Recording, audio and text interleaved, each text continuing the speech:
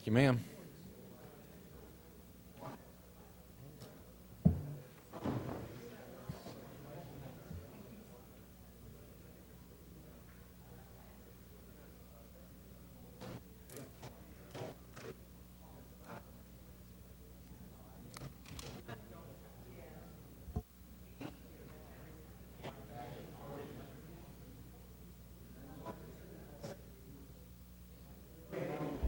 All right, good evening. I've got 1 minute after 6, so I'm going to go ahead and call to order our regular session, January 5th, 2016. First item of business that we have on the agenda this evening is the opening prayer, which will be given by Mr. Ken Ratliff from the Schertz Church of Christ, followed by the pledges of allegiance to the flags of the United States and the state of Texas. Mr. Ratliff, please. Thank you. Our gracious Lord, we come humbly in your divine presence to give you thanksgiving for this past year and the years that have preceded us, for the blessings that you've bestowed upon this city and upon this nation. We pray as we enter into this new year that your blessings will continue with the city of Schertz, that it will prosper in every way, and particularly to living in accordance with your will. And we ask your special blessings to be with those who provide the leadership and the services within the city of Schertz, not only that they serve you diligently and the community diligently, but also give them the wisdom that they need to make the right decisions. And may your will be done in the city of Schertz, throughout this state, throughout this nation, and throughout the world. This we ask in Jesus' name. Amen. Pledge allegiance to the flag of the United States of America and to the republic for which it stands, one nation, under God, indivisible, with liberty and justice for all. Honor and protect the flag. I pledge allegiance to thee, one state, under God, one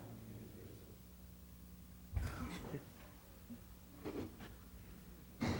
Thank you, Mr. Ratliff, as always. Appreciate it. Blessed that we live in a country where we can still say a prayer before we gather. Next item I have on the agenda this evening, city events and announcements, and the first item is announcements of upcoming city events. Mr. James, do you have the duty as usual this evening, or is it passed on to someone else? Yeah, that should be me.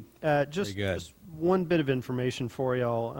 Sad bit of news. Johnny Bierswall's mother, Constance Marlene Sanders, passed away last Friday, January 1st. She was 83 years old. The family will receive friends on Thursday, January 7th from 5 to 9 p.m. At Schertz Funeral Home, and that includes a rosary at 7:30. And then the funeral mass is going to be the next day, Friday, January 8th at 10 a.m., and that's at St. Peter, Prince of Peace of the Apostles Catholic Church, 111 Berea Place, San Antonio, Texas, 78209, down on Broadway. And then the interment will follow at San Jose Funeral Park. Thank you, Mr. James. Next item I have announcements and recognitions by the city manager. Mr. Kessel. Mr. Mayor, City Council, I just wanted to bring forward one of our city employees for some special recognition. I wanted to mention Mr. David Taylor. He's an animal control officer. He recently received a promotion from animal control tech, and he's just been providing really excellent customer service. We received just really nice items about his service.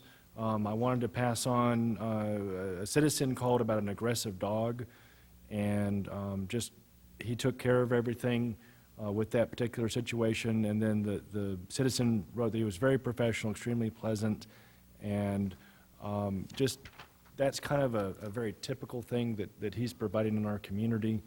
And I know that our animal control officers don't always get the recognition that they deserve. So I wanted to pass that along and also announce his promotion.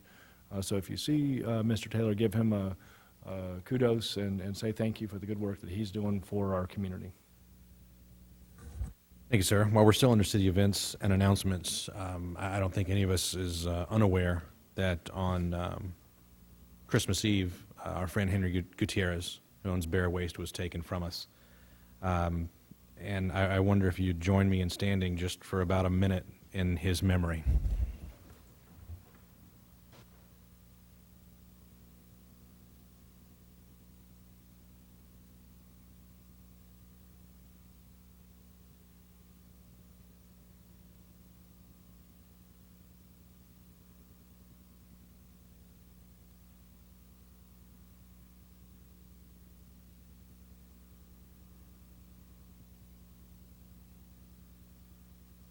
Thank you.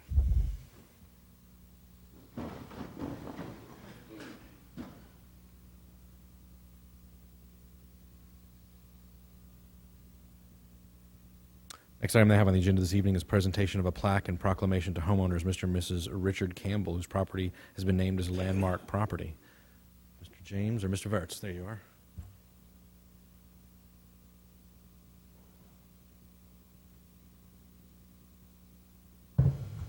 Council, Mr. Mayor, it is my pleasure to present this evening the Campbell family, Richard and Kimberly, who own the property at 539 Main Street, whose property was named as a landmark property by you, the council, a few weeks ago. So with your permission, I'd like to read the proclamation Please. that accompanies the award of this designation. The proclamation reads, whereas by the issuance of this proclamation, the City of Schertz hereby designates the property at 539 Main Street as an official landmark property, and whereas based upon the home's suspected 120-year history and known 85-year history, and whereas the property on which the home has been set has been also owned by numerous prominent citizens of Schertz, to include William Schertz, Felix Bratzi, Emil Gerlich. And whereas the home is among a selected few that comprise the city's early settlement area, and now therefore, I, Michael Carpenter, Mayor of the City of Schertz, in concert with the wishes of the City Council as expressed by a vote on November 10th, 2015, do hereby proclaim the property known as 539 Main Street as a Schertz landmark property, and ask all citizens to acknowledge appropriate recognition thereof. In witness hereof, signed, Michael Carpenter.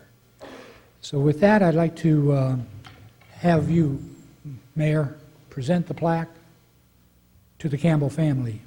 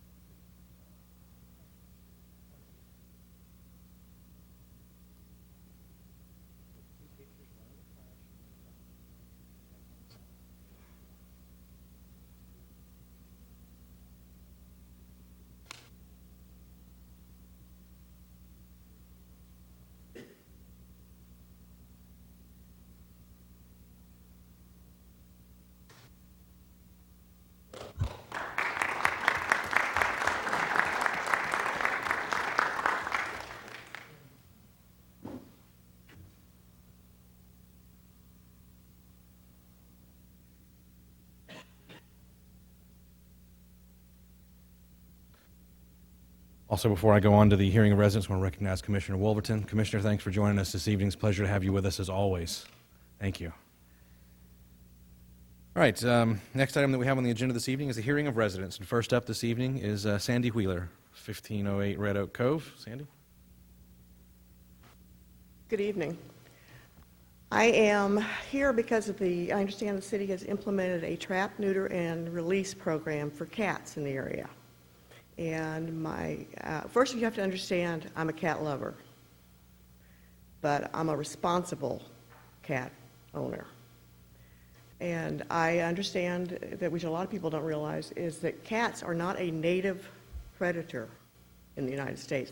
They are from Asia, which means our wildlife, our native wildlife, is not prepared to deal with cats. And my concern is that in reviewing the minutes from the board for your meetings, that you all didn't get a balanced picture of what this program really does. If you look into, and we've given you a piece of paper with more details, but if you look into it, you find that one, these cats don't go away. Cats are not territorial the way we think of cats being territorial. So they don't keep more cats from coming in. A tom will try and keep other toms away if the females are intact. But other than that, they don't care, especially if food is abundant, which if somebody's feeding them, this is what happens. So they are very, if you own a cat, you know that it doesn't matter how much you feed them, they still chase things. We have a lot of ground feeding birds and ground nesting birds here in this area. We have 2 different endangered species here in this area. And the program is well-intentioned, but I think you also need to hear from a wildlife biologist that tells you the impacts of this program. And I think you're going to find that your cat population isn't going to go away. What it does do is encourage people to drop off cats, because somebody's going to feed them. I know that the cat population is a problem here, can be a problem here. There is 1 field trip a month at Crescent Bend Nature Park, and I'm the person that leads it. And I will tell you that I'm finding more and more cats in the park. And again, they are very hard on wildlife. They also carry disease. You can trap them once, you can neuter them, you can give them their shots. When you're talking about an animal that is afraid of human beings because it's been left alone for a long time, you're not catching them again. There are several diseases that are carried by cats that not only are transmitted to other pets, but they can impact you. So what I'm asking you to do is to, before we actually implement this program, because I don't even know if they're going to go into my neighborhood, and I would prefer they didn't, because just this afternoon I'm chasing my neighbor's cat out of my yard. And right now, the way this program is set up, it's up to me to catch my neighbor's cat and turn it into the animal shelter. I think your money is better spent finding a way, if we're concerned, finding a way to enforce the laws we have for cat ownership, for pet ownership. You wouldn't do this with dogs.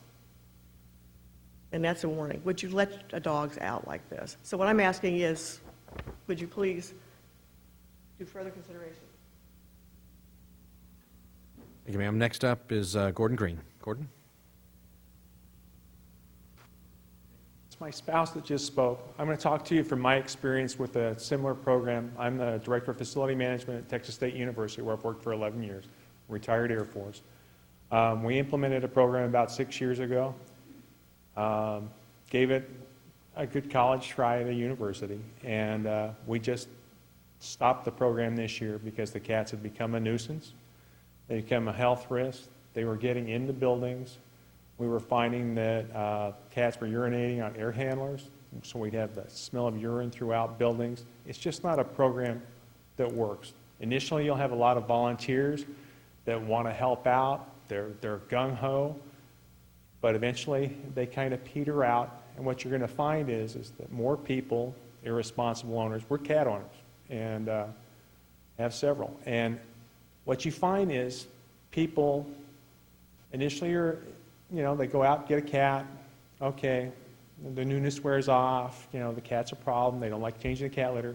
Well, we've got this program that, if we turn it loose, the city will take care of it. Well, what happens is, it gets turned loose. You find that we found at the university, we ended up with more and more cats as students would turn them loose. My concern is, as a homeowner, is that people will turn their cats loose. They won't get the injections or rabies shots that they're supposed to. It amounts to a taking for me as a homeowner, is I've got people's cats that they've turned loose are going to show up in my yard, affecting my grandchildren, affecting our animals and our wildlife that we cherish in our backyard. So I would really like to see you reconsider the proposition and to rethink the decision you made, because I just, at Texas State, we found that it just didn't work. And once the initial enthusiasm for the program wore off, they became a nuisance, and we ended up with more cats and lots of problems. So our president decided to discontinue the program last year. That's just my experience. Thank you. Thank you. Next on the list, Jessica Crawford from 370 Pecan Meadows. Good evening. Just here briefly to introduce myself to you and everyone here. My name's Jessica Richard Crawford, and I am seeking the Republican nomination for District Judge here in Guadalupe County, as well as Gonzales, Lavaca, and Colorado counties, the seat currently held by retiring District Judge Bud Kirkendall. A little bit about me, if you don't know me. I did grow up and born and raised right here in Schertz. I went to Clemens High School, where I graduated and went on to law school. I learned that my love of the law from a very early age from my father, Judge Roy Richard, here in Guadalupe County Precinct 3, Justice of the Peace. My grandfather was not a lawyer, but he was also a long-term public servant here, Roy Richard, as I'm sure everybody knows, the road and everything. Yeah, and right there. My husband just pointed that out to me.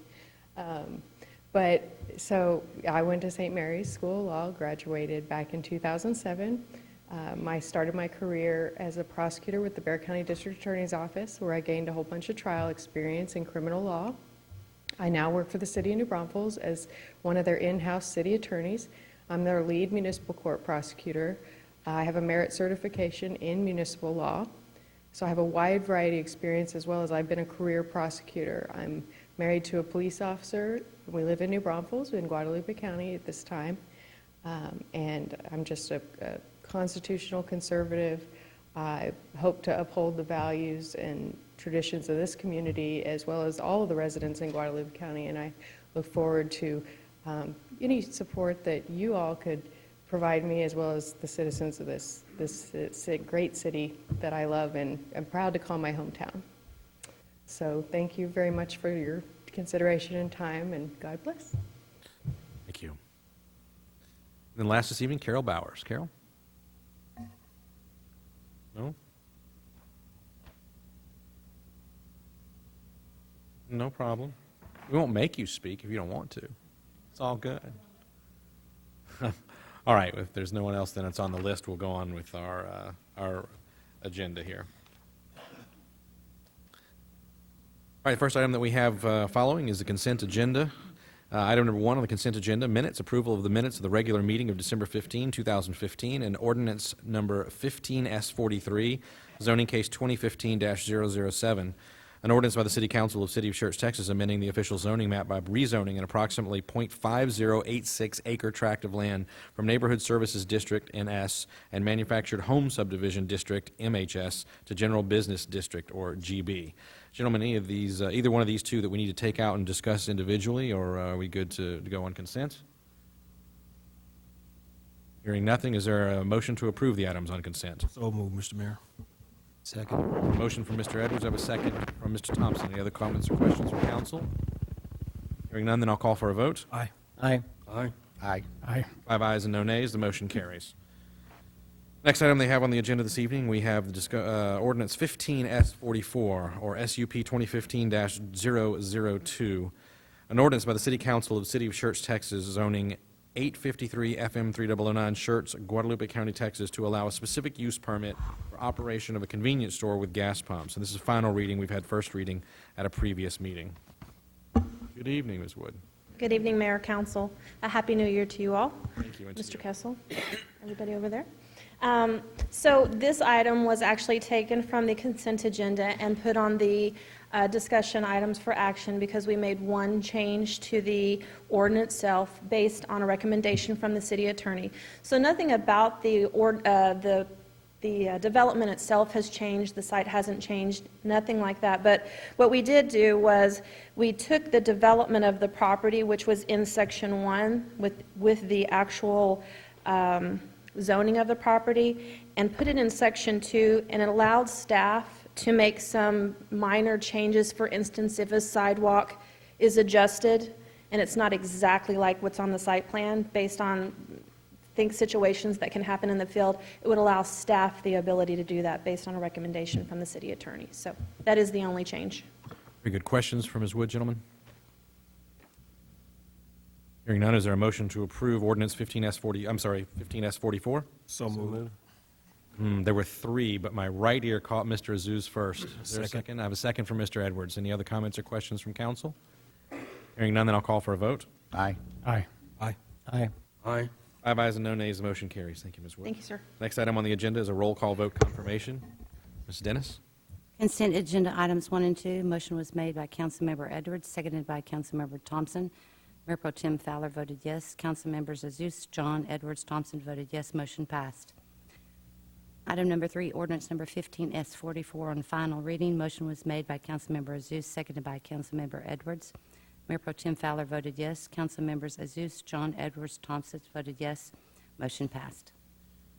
Thank you, ma'am. Next item we have on the agenda is item number 4, announcements by the city manager. Mr. Kessel tells me he has nothing further at this point. Item number 5, future agenda item request for city council. Gentlemen, anything that we need to have on a future agenda that we don't already have scheduled? Mr. Mayor, I'd like Mr. to Edwards. have the city attorney perhaps draft some type of document to add to our code of conduct and our ethics about public media address at his leisure.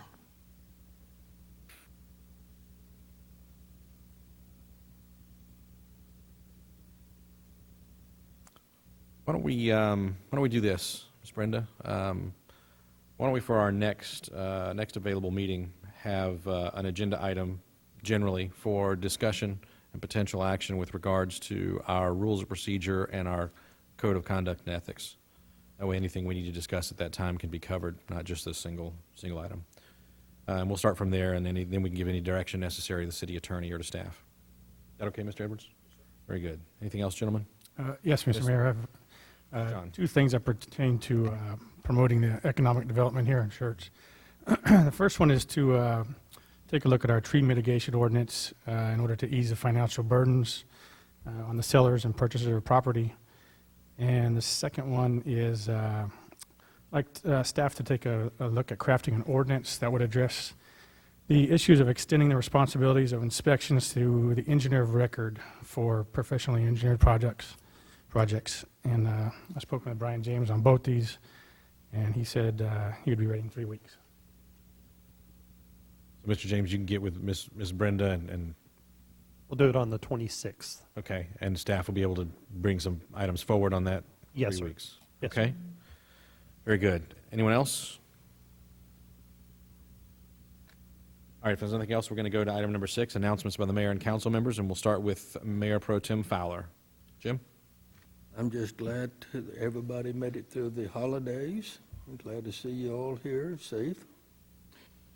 And I'm certainly was very much impressed with the number of people that have supported the catechists at both the rosary and at the funeral services today.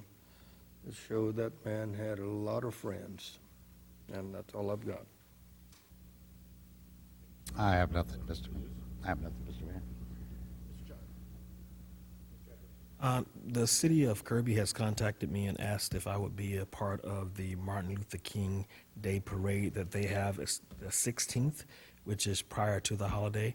I will not be available for that, but they did extend that offer out to anyone else on council. I did give them Mary Spence's number so she could contact and get everyone organized if you're interested. That's it. And Happy New Year. Thank you, sir. Mr. Thompson? Before we wrap up, I do want to share back with the folks that are here the comments that I heard from the Gutierrez family today with regard to the outpouring of support and presence that the family has been able to observe over the last week and a half or so. Almost to a person, every family member said the city of Schertz has treated us very well and taken very good care of us during this time. And I wanted to share that with you. It was touching to me that they felt that way about us. I know that we felt that way about Henry. It's a great compliment to who we are as a city to have a family over and over and over again express that. So I thank you for everyone who has been involved in the support of the Gutierrez family. I didn't have anything else there, so the next item that we have on the agenda this evening is we have a need for an executive session. It's item number 7. City Council will meet in closed session under Section 551.074 of the Texas Government Code, Personnel Matters, to deliberate the evaluation, duties, or discipline of a city council member. We'll take a 5-minute recess at the bottom of the hour. We will convene back in the conference room. So it's 6:25 now. We'll Mr. convene Mayor? at 6:30. Mr. Mayor, Yes. if this executive session pertaining to me, I would like for it to be held in a public forum. That is absolutely your right, sir. So we will take that 5-minute recess, and at the bottom of the hour, we will convene not in executive session, but here in open session. Thank you. No problem.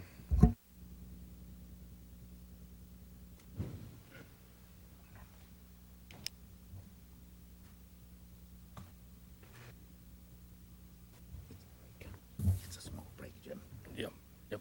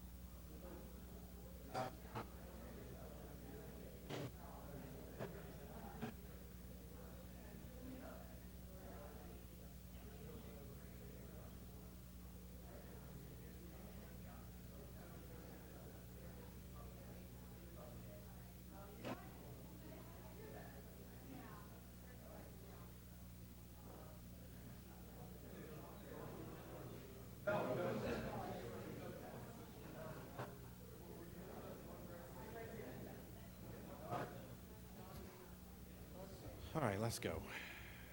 Gentlemen.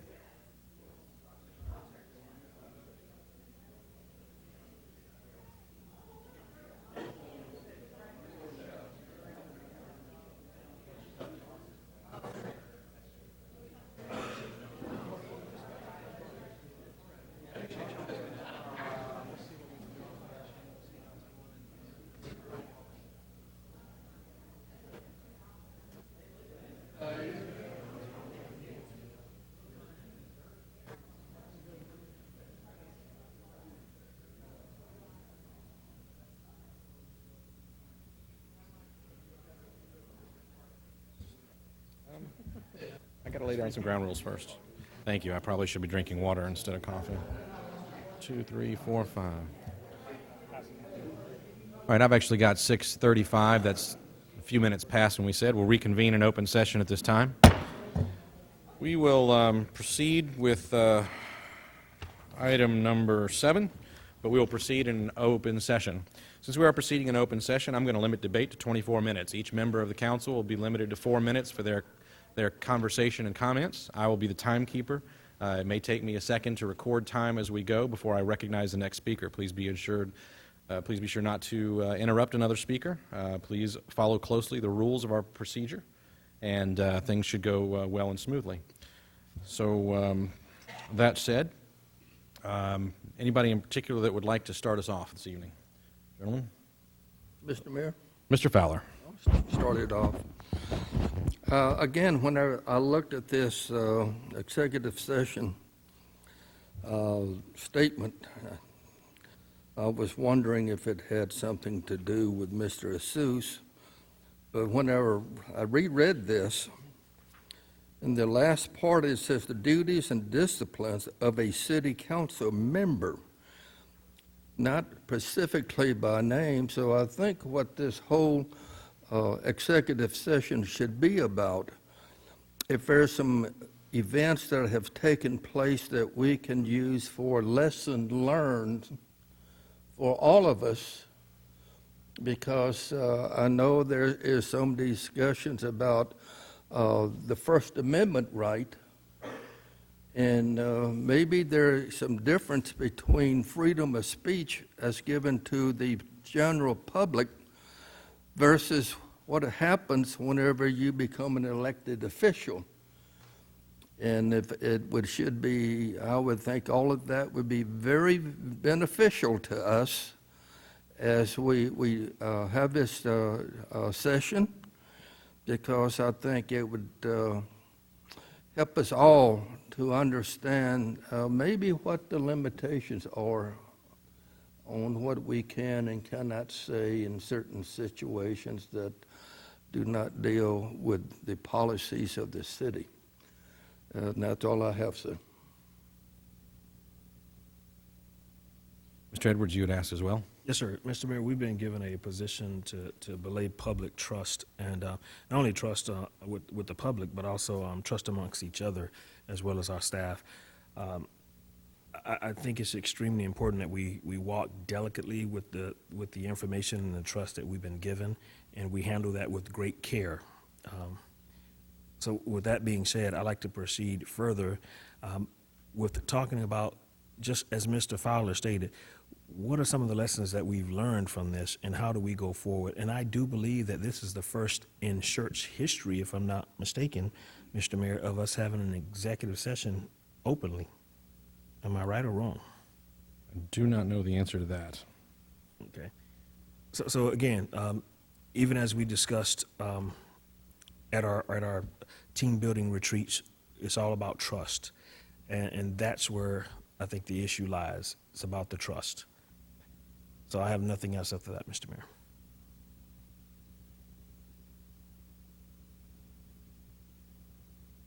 Who's next?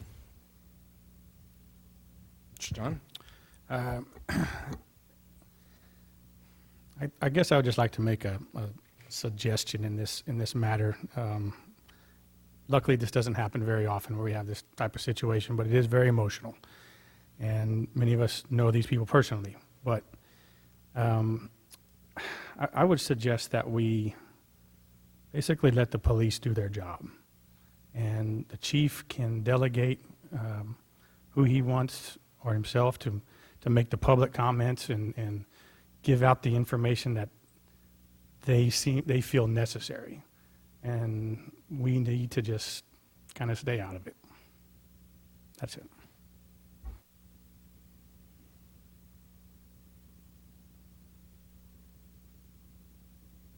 Mr. Thompson?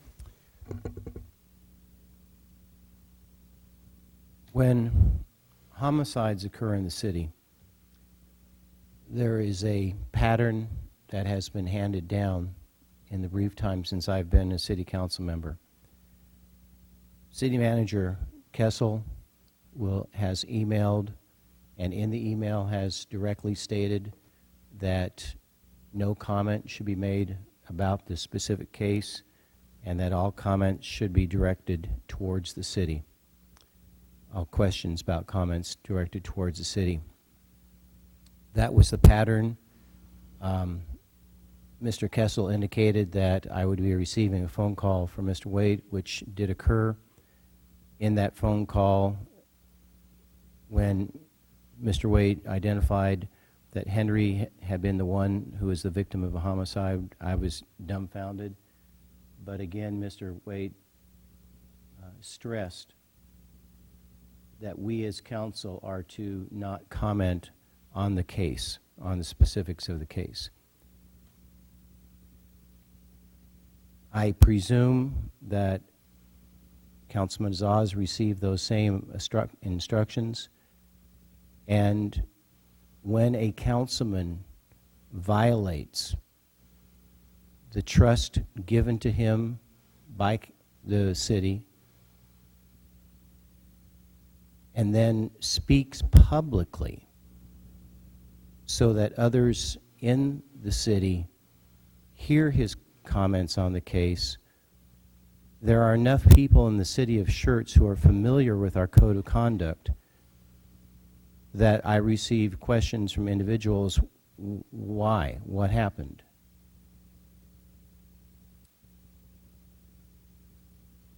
Again, this was a tragedy to the city. I don't think that any of us want to be put in that situation again. I believe that Mr. Azaz did cross the line. I don't believe he did so deliberately, but he did cross the line. And as a councilman who is responsible to the citizens of the city, as well as to the city management and staff, I believe there are some consequences that should entail.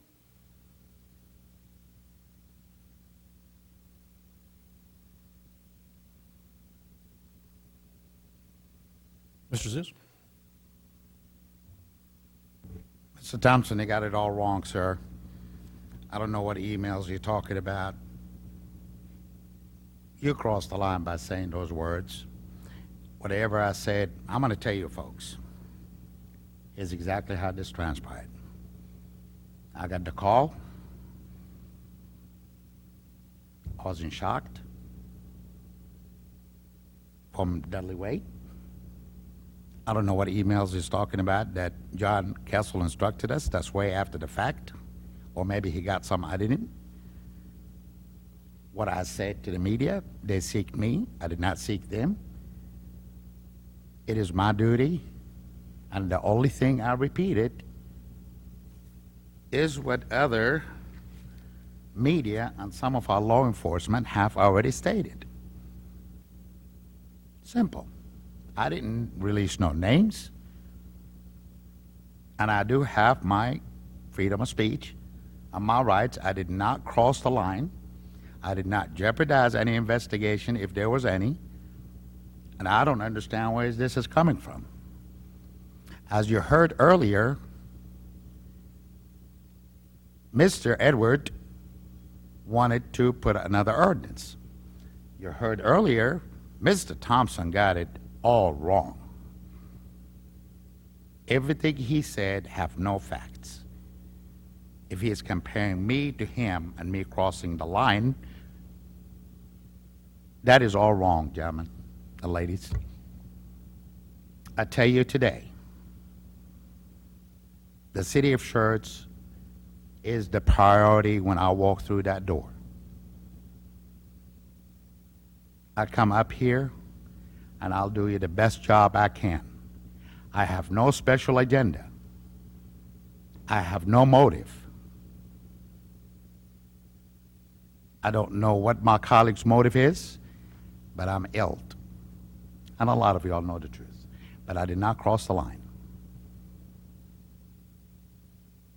And I expect him to apologize to y'all because he compared what I received to what he received. When somebody come and ask me for help, I help. When I took office, I got attacked by the Chamber of Commerce, and it was motivated. I had ethics complaints filed against me. I got called names on the dais by the mayor and by city council members. But I never crossed the line. I never done what's done to me. This has all got to stop. I went to Mr. Gutierrez's family. I cared about them. What I said, it was the true fact. There was no classified or unclassified information. There is nothing in here. And I would like for the attorney to explain it, because he said it's his job to be sitting down and just listen. What is this code of conduct means? This is what it's all about. Maybe he ought to explain it. I read it over and over and over. There is a lot that went on, what disturbs me and my family, my friends in this city council, in past, where they should have been sanctioned. They should have been removed from office. None was taken. But wait until Councilman Azouz cough, and he might not be using a napkin, and he might be another city council member saying we all should be wearing masks. It should be in our code of conduct. That's how far this is going. Mr. Azouz, your time has expired. Thank you. Gentlemen, anyone else? Mr. Mayor, I'd like to add one comment. Edwards. And just to let Mr. Azouz know, it's not that I'm asking for another ordinance, Grumpy. I am asking that something be done with our code of conduct or our rules for policy and procedure for our council. And the reason why I'm asking for that, we have no way of covering anything that addresses this particular issue and keeping it from happening again. It's a learning curve, as Mr. Fowler said, so I do want to state that I'm not singling you out. So just understand that this is a learning opportunity for us as well. So please take it that way in going forward. Thank you. Mr. Mayor, may I add something to Time has expired, Mr. Azouz. I thought his time expired too.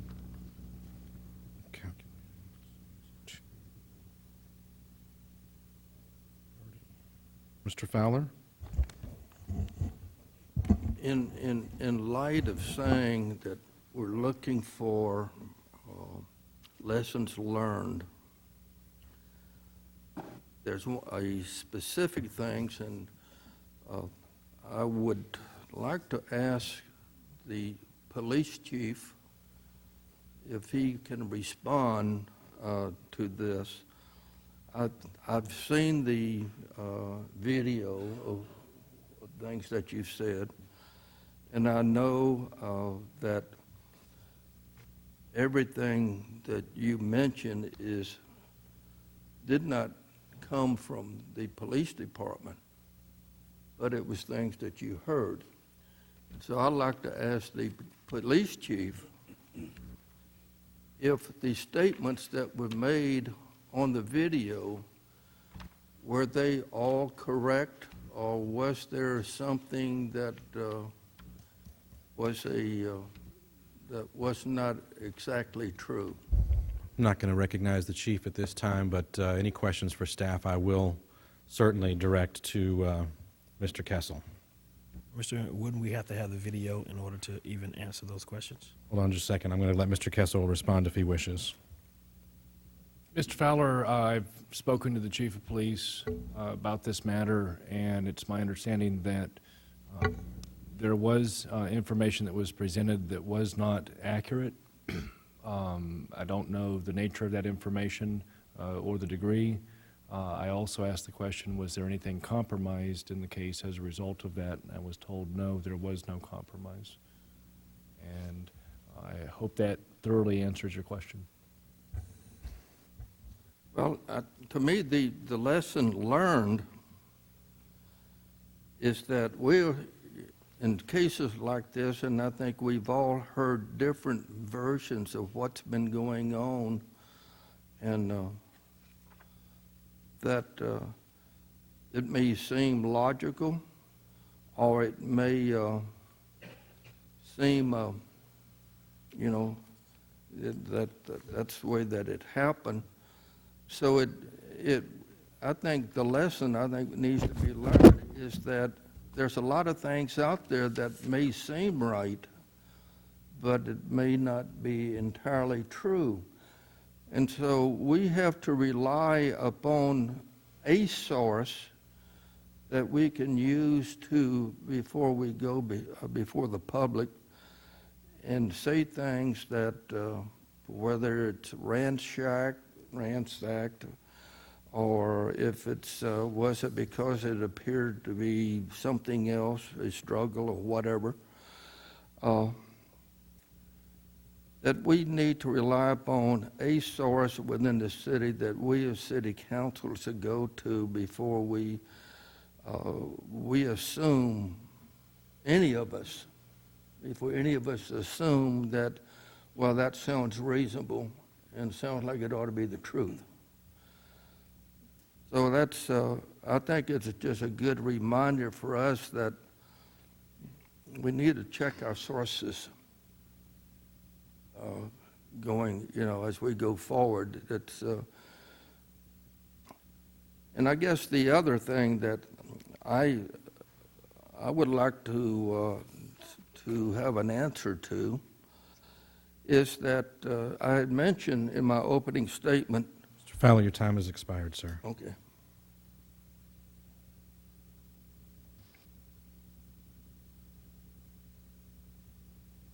I'm going to start with a couple of comments. First one is, Mr. Zuz is correct. We have a First Amendment right to say anything we want to say. That also means the rest of the council has a First Amendment right to say whatever they want to say. That means that this council can speak as a body with their First Amendment right. I will certainly agree with Mr. Zuz that he committed no breach of our code of ethics, no breach of any rule or rule of procedure that we have, that he was asked not to talk about an ongoing investigation in the public or with the press, and chose to do so anyway. You called me before you met with the press. At least you said on the phone you had not met with them yet. You said you would like to give an interview. I said you absolutely should do so and talk about your feelings about Mr. Gutierrez, his relationship with the city, etc. I said on that call, please, if they ask you about the investigation, please simply say, we don't say anything about ongoing investigations. Our conversation went on a little bit more, and I repeated myself. Please, whatever you do, don't say anything about the ongoing investigation or the case. And you chose to do so anyway, which is absolutely your right to do. You have every right to do that. But I think it was an incorrect decision to do so. When information is given to this council by staff or the police department, they rely on us to be discreet and keep things confidential, and that's a trust relationship that we have. Any one of us that does anything to endanger that trust relationship with our police department or with any of our departments will make them rethink, in my mind, whether they're going to trust us with information. Therefore, when any one of us decides that we're going to do something that could potentially put that trust at risk, we potentially put the rights of the other members at risk, or put the rights of the other members in a new place, because the staff will have to decide what they will filter and share with this council or not share with this council. That's the principal problem. The other principal problem that we have in this case is this. We have a police department that's conducting a case, an investigation. They need to be the ones that manage the release of information. We also have a public information office that is qualified to work with the police department to release information. It's my belief and my assertion that the police department is singularly capable and singularly positioned to decide what should be released, in what manner it should be released, to whom it should be released, and what time it should be released, to aid in their investigation. None of us have that information, therefore I think none of us have the ability to decide when those things should or should not be released to the press. That's my principal issue. That's the reason one of the reasons that we're having this discussion now. I don't think, gentlemen, that there's anything that we can do within our code of conduct or our rules of procedure to limit anyone's speech. This is a trust issue that we have to decide, each one of us for ourselves, whether or not we're going to go along with the requests of our departments or we're going to go out on our own. And I would encourage every member of this council, when asked in the future by any department, to please make no comment to the press, that we do so. If you feel that you must, gosh, expect the council to speak about it, or expect each one of us individually to speak about it. I certainly will. I think that it's a breach of trust when we release information where we've been asked not to do so. Let our professionals do their job. The best thing we can do for them is support them and not interfere.